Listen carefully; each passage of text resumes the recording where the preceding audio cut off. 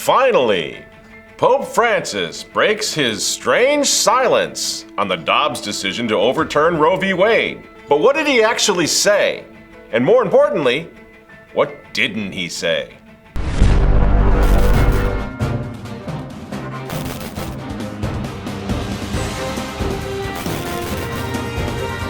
Hello again, ladies and gentlemen. I'm Michael Matt, and this is the Remnant Underground. We've got a quick follow-up program tonight, follow-up to last week's program, because once again, we will be on the road all next week at an important conference in Europe. When we talk about the fact that we're going to keep fighting, that we're going to do whatever it takes, friends, we're deadly serious about that. So this is, in terms of Catholic action, we have this little window of opportunity now that COVID, the wheels have come off this thing. And because I don't know what's coming in the fall, you don't know what's coming in the fall, but we simply cannot fall for this again. I don't care what it is. Maybe it'll be monkeypox 2. I don't know what they might roll. Another Ukraine. Yeah, let's do that. Stand with Ukraine. That's working out pretty good, pretty impressive so far. It's even killing Joe Biden's numbers worse than we ever thought possible. This whole Ukraine fiasco. And to think how many of our own guys were like, hey, we got to stand with Ukraine because God wants us to. Really? At the moment, I think the situation with Russia, with Putin, is actually disrupting the Great Reset like no one ever imagined possible. So let's, we're keeping an ear to the ground there too. But we really want to stress, we're going to get out there, we're going to do what we can and get together with people who have influence so that we can spread the word. This is all media driven. Everything is media driven. You know this. Whether it's, the monkeypox thing or the Ukraine thing or what was it, the killer hornets for a while, whatever it is. Murder hornets, they just keep coming. And the whole point and purpose, friends, is to just terrorize, freak you out, paralyze you with fear, make you comply.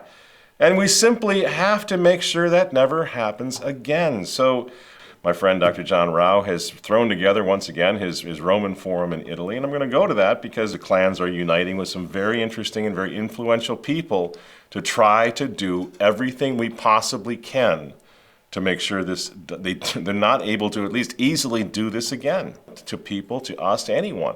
So we're working on that. I hope you'll pray for the success of that event and some of the other ones that are coming up. I'll be speaking at this event, for example, on the Davos-Vatican connection, the Catacombs Pact and so forth. We've talked about that down here before. And I'm just really excited to let you know that this fight is serious, that we're putting our money where our mouths are. We're getting out there and doing everything we possibly can to get people fired up and fighting back.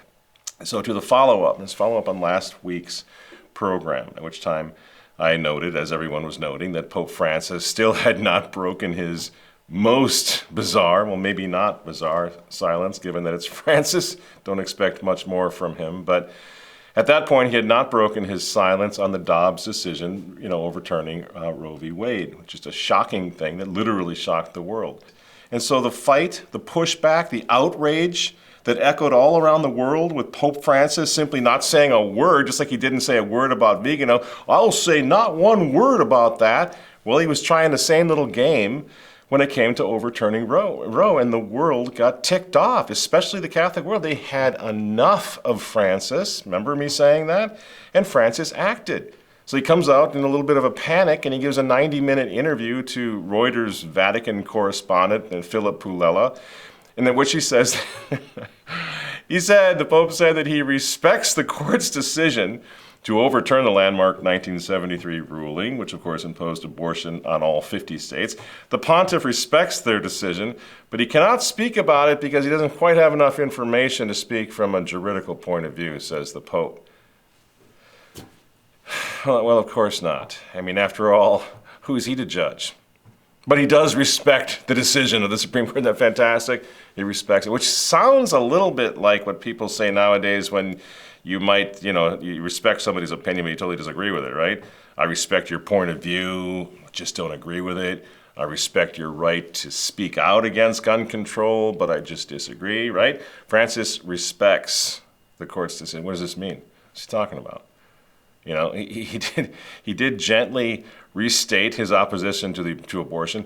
which is fantastic. I mean, when it comes to a pope, it is nice to have a pope who frowns upon the slaughter of unborn babies. Isn't that nice? So yeah, he did sort of gently restate his opposition, sort of, and he likened it to hiring a hitman. He always likes to bring that mafioso stuff in. So it's like hiring a hitman to have an abortion, he says. And to which I say, fair enough, Holiness, but why do you keep inviting hitmen to the Vatican then? Pelosi and the rest? Doesn't it kind of apply there as well then? If you're so worried about hitmen and you liken that to abortion, why do you keep supporting the hitmen? Wonder why that's going on.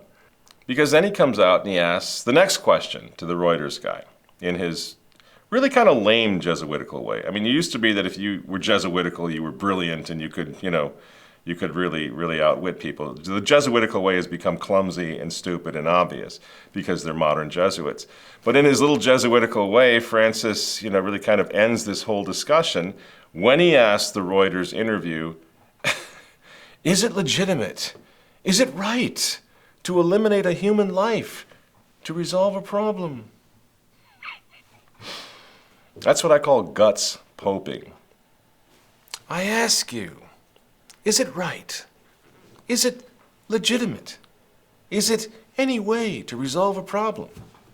What in thunder is wrong with this guy, other than he's very weak on life, on pro-life issues? We're talking about the man who's supposed to be the world's leading moral authority. He's talking about the slaughter of the unborn babies, millions of them all over the world. And is it right? Is it the right choice? Is that any way to resolve the problem? I mean, that's it, Francis? No talk about murder? I mean, what about the fact that we are talking about murder here, right? What about the fact that we are talking about mortal sin?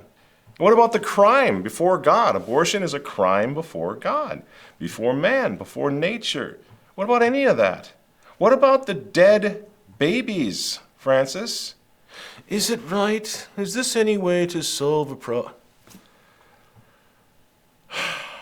And then, as if to undo this weak, milquetoast response on the Roe overturn, Pope Francis then presents a CYA response again to this in this Reuters interview. He goes on to position himself exactly where he was when he started. He says, he undermines, I think, he doesn't mention Archbishop Cordileone, but he undermines the entire thing. He makes fun of him. He mocks him indirectly for doing what Francis should have been doing all along in the face of this hideous abortion holocaust. So he says to Reuters, when the church loses its pastoral nature, when a bishop loses his pastoral nature, it causes a political problem. And that's all I can say. End quote. Oh my gosh. What a viciously passive-aggressive thing to say, this guy. Besides that, he's advocating for political correctness now over morality, over the immorality of abortion, over murder. He's more worried about being politically correct in the face of the abortion genocide? I mean, forget politics, Francis, just for a second. Save the baby before the world gets blown to holy hell, right? He doesn't think that way. He doesn't think to save the mom, and save the doctor from hell. That's not even the thing. He's just like, let's got to be pastoral, got to hand out communion, you got to detach that stigma to murder, man, because we need to get along with people. That's what the Pope of Mercy and the Church of Accompaniment are all about. And again, I always think it's really interesting not to go find a very devout and a very holy Catholic priest, for example, to comment on something like this. Just go look at the highways and the byways, look in the mainstream and see what they're saying about this. See what they're saying when they're looking at Francis going, whoa, what a clown. What is this guy up to? And so that's why last week I used Bill O'Reilly. I don't know really where Bill is these days. I know he's got some problems in the past. He was at Fox for years. I used to watch him sometimes. So I'm not making a blanket endorsement of Bill O'Reilly. I'm just saying he was a Catholic commentator in the mainstream. He was the top of his game for years, and he's looking at Francis too, as we pointed out last time. I think it's worth, in fact, taking a second take at that, a second look, because like him or not, O'Reilly, like me, is a product of Catholic school long before the Catholic Church got all woke. Now, as you watch this clip, ask yourselves, when's the last time you heard a bishop much less the Pope, speak about abortion like this. But according to canon law of the Roman Catholic Church, abortion, procuring one, that's the canon law statute, procuring, is evil, and if you do it, you are excommunicated from the church. You are no longer a member of the church if you have an abortion. Now, you can be forgiven in the confessional, sacrament of penance. But if you are assisting, like the doctor, or helping with abortions, you are also in grave sin. It sounds familiar. Think about it. When's the last time you heard about this? They're always talking about, the priests, bishops are always talking about accompanying the moms and, buying diapers and all that's fantastic. But all of this rhetoric now, which is part of the church's moral theology, is gone. The stuff that prevents people, that makes people fearful to do something as offensive as terminate the life of an unborn child. The mortal sin of abortion. Excommunication. Intrinsically evil. You hear those words, those terms? That was the Catholic teaching against abortion when I was a child too. The nuns taught us all those words in Catholic grade school, basing their catechetical instruction on the church's moral theology, on the church's official catechisms, the nuns. They charitably taught the children what happens to them, what happens to the souls, if they were to take the life of another, if they were to murder someone, especially a baby. It was an excommunicable offense. We see excommunication, that has no place in the church of accompaniment. We just accompany people wherever they're going. If they're going to kill a baby, or if they're going to go transsexual, or if they're going to go gay marriage, the church is going to be there to accompany you all the way. This is not pastoral. This is not charity.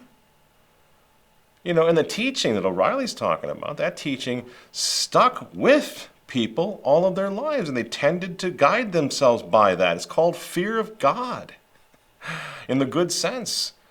And it attached that stigma to these very serious sins for the rest of their lives. It prevented the promiscuity, for example, not in every case. Come on, everybody's human. But they were making this effort to catechize people, to teach people the law of God, the law of nature, the law of man, so that they would attach the stigma to prevent promiscuity, the promiscuity that leads to conception, and, if you weren't careful, led to abortion, which led to the damnation of the immortal soul if left unrepentant. You see? That's how it worked. That's why society functioned. That's why people weren't behaving like animals. And ever since we lost all of that, it's not just abortion. I saw some video the other day. I guess this is a thing now over the 4th of July. These kids are running around in cars with really big-time fireworks, just driving down the street and just firing these really dangerous, big-time fireworks at people walking down the sidewalk, knocking them over, burning them. I don't know if anybody died, but sending them to the hospital for fun up and down the street. And I thought this, again, is another example how these kids grew up in a culture that has no respect for life. You shoot at people with guns, with fireworks, whatever, no respect for life. All those chickens are coming home to roost since we abandoned the kind of language, the kind of instruction in moral theology that even Bill O'Reilly is still talking about.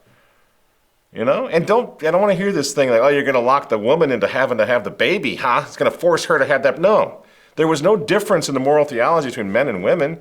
Man's promiscuity by which conception came about, that man's soul was also damned to hell. So he was much less to be running around doing that as well, because his immortal soul was on the line. That's how it worked. And it was darned effective. And people went about doing other things rather than being fixated on sex 24/7.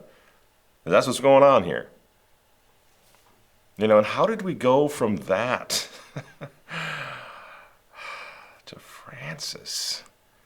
Francis, now telling his priests and bishops to literally shut the hell up and stay pastoral by not refusing communion to Nancy Pelosi. Folks who are advocating for the murder of the most helpless among us.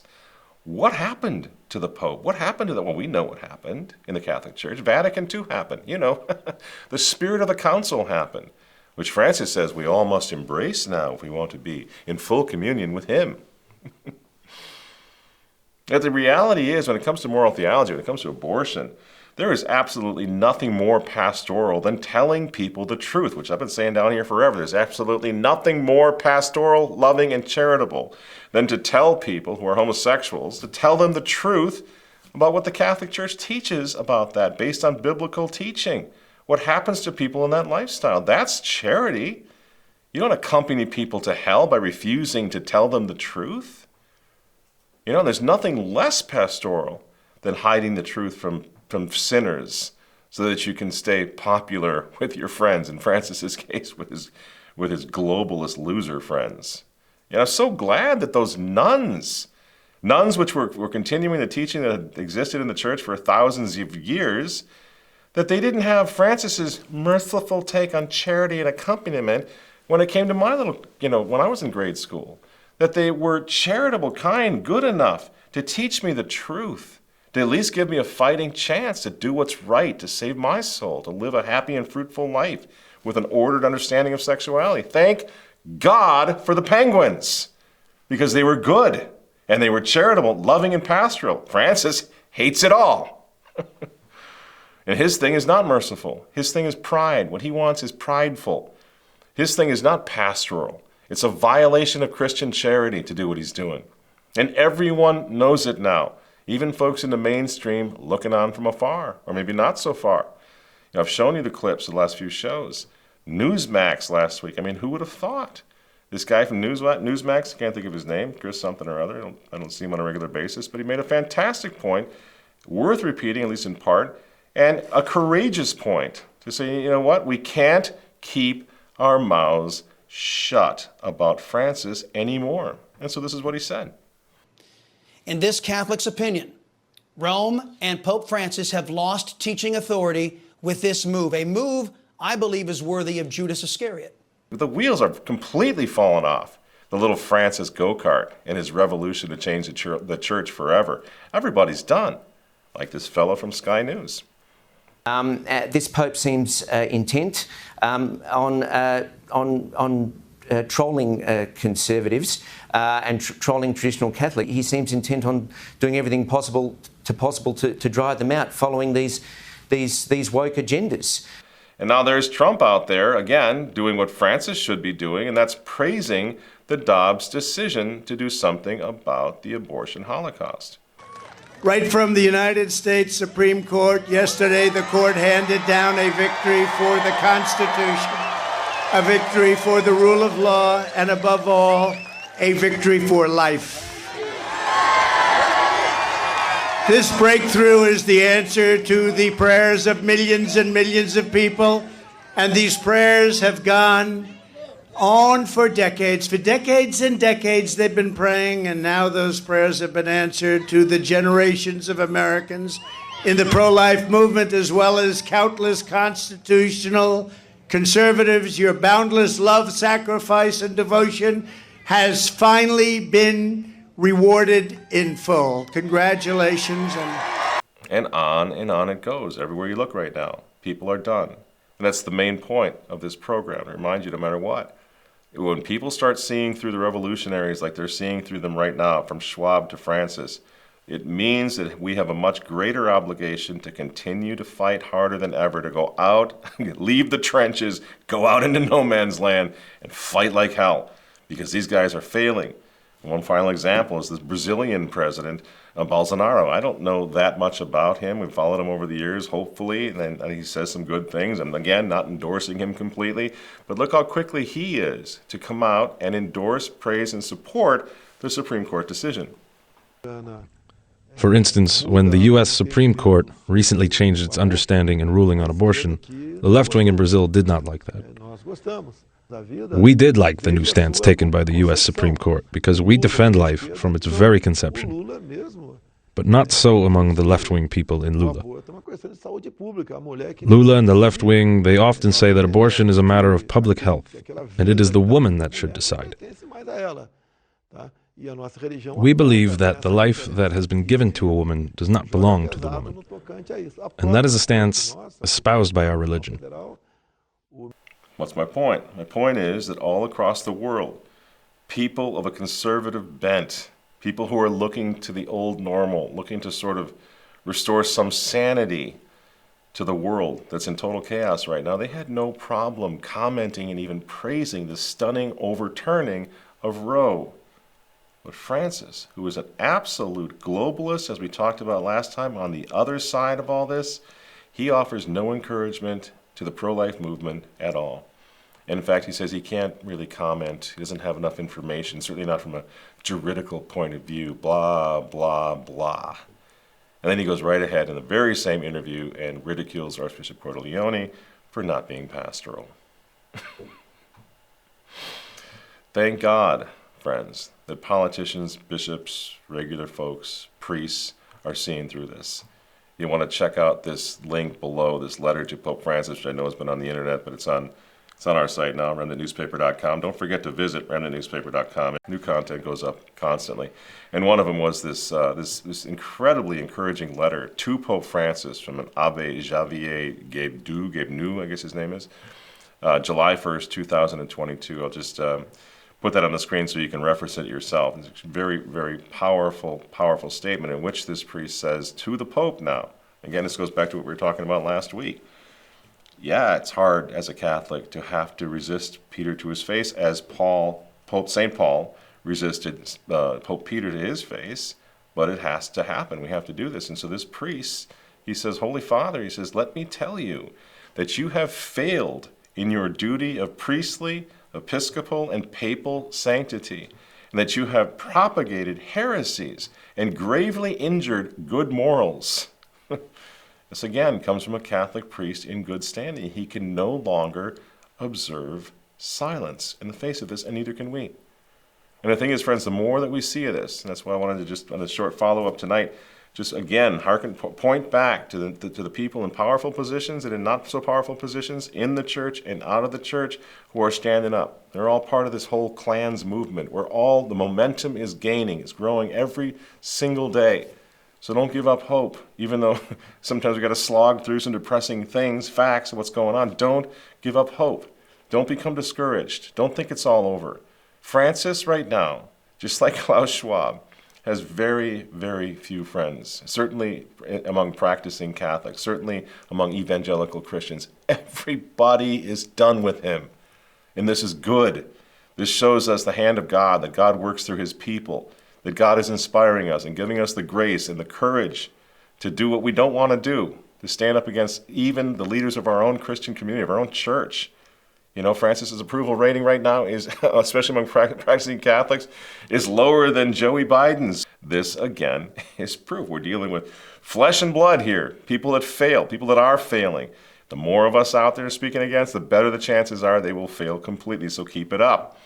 God will have the last word, not the Pope or not anyone else, but God will have the last word. So what's the point? We stand with him to the best of our abilities, the best that we know how. Continue to say our prayers, stand with God. And I want to close this little follow-up briefly by just pointing to something that happened. I guess we never really promoted this because we got overwhelmed with all the sharp pilgrimage video and so forth. By the way, that documentary is still on track, Walter? When is it documentary? Yep, a couple weeks. Couple weeks, we're going to start releasing bits of it. It's going to be a really big deal called Guardian of Tradition. So that's still coming. But when we visited Paris and Notre Dame Cathedral in Paris, during there, right before the pilgrimage, I was reminded of this idea that don't ever even think about giving up. This is what happened. Hey everybody, Michael Matt here outside of Notre Dame in Paris. Several things. You just saw a statue of Our Lady of Victory, Notre Dame de Victoire. It has just been installed here. What I wanted to point out was the fact that Our Lady of Victory being right here, this is a brand new statue. We just came into the square just now. The first thing that jumped at me is this. What is it doing here? So I talked to a police officer here. He said, yes, indeed, it is Notre Dame de Victoire. So my point is, let's start pretending like we have the faith. I mean, who would have thought? What is Our Lady of Victory? This is Our Lady of the Rosary. This is Our Lady of La Panta. This is Our Lady of Victory, standing in the shadow of Notre Dame in Paris. Catholic priests, traditional Catholic monks here. Pilgrimage starts tomorrow, but look at the cathedral. The cathedral is going to be restored. So I want to use this for just a few. I'm so excited I can barely talk right now because I think that is so significant. After everything that has happened, somehow Notre Dame de Victoire gets put here at this place. And I asked the police officer why. He said she was put here so that prayers will continue for the total and complete restoration of this building. So I want to just take this a moment to put an end. The conspiracy theories can end, okay? The cathedral is going to be restored absolutely the way it was. Only it's going to be better because right now they're cleaning the walls, for example, inside the cathedral, and they're exposing paint from the Middle Ages, 500, 600, 700-year-old paint no one has seen before, didn't even know it was necessarily there. That's the type of restoration that's going on. Structurally, it's going to be exactly as it was. So we can spread the word about this. Now, you've been saying, well, I've been hearing about crazy things that are going to happen, and the only problem there is a problem that all traditional Catholics are eminently familiar with. Unfortunately, the Archbishop here is a modernist. So they're talking about putting some displays up and things, using laser or whatever, but none of that has anything to do with structure. So the structure of the cathedral is going back. We already saw the reconstructed flying buttresses on the side of the cathedral going back to exactly the way it is with Our Lady of Victory looking on. Can you think of anything more hopeful about what's coming in the future? We are going to get these buildings back, and they're being preserved now for that happy day when it comes. So I think it's just keep on praying, don't give up. I mean, these are such wonderful signs that are already happening. And again, tomorrow there are going to be 10,000 traditional Catholics here in Paris walking their pilgrimage. Again, look at this. This is something I never would have seen 20 years ago, standing here in Paris when it was practically illegal to dress like this. So it's just such a hopeful and wonderful moment for all of us. Don't lose hope. So how's that for a hopeful metaphor? In other words, once again, God will not be mocked. This is in secular Paris. And we were all there. We could not believe that somehow, somewhere, someone had managed to make this happen. The statue of Our Lady of Victory, just absolutely incredible. And I'm not a signs and wonders guy, but holy cow, how do you look at that and not conclude that's a little sign from heaven, that prayers are being answered and that things are not going to continue necessarily spiraling down as we all feared, because there is still a great deal of faith and love on this battlefield. So Francis's revolution, in my opinion, is failing right now, which is why he's always so upset and freaking out and trying to stop it. He's too old now to stop it. It's not going to work. He doesn't have any support. And thus, despite everything he's saying about how he's going to crush tradition and how he's going to destroy, the past and live on this permanent future of change that he wants, it doesn't matter. He's just talking. The future doesn't belong to Francis. The future belongs to tradition. The future belongs to God. The future belongs to Christ the King, who's the hope of the whole world. And long after Francis is dead and buried, the traditional Catholic faith, authentic Christianity, will continue to rise up out of the ashes of Vatican II as though Francis had never even been here. There's no stopping it. I'm Michael Matt for Remnant TV. We will see you next week, I hope. In the meantime, God bless you, and thanks for listening. We'll see you then.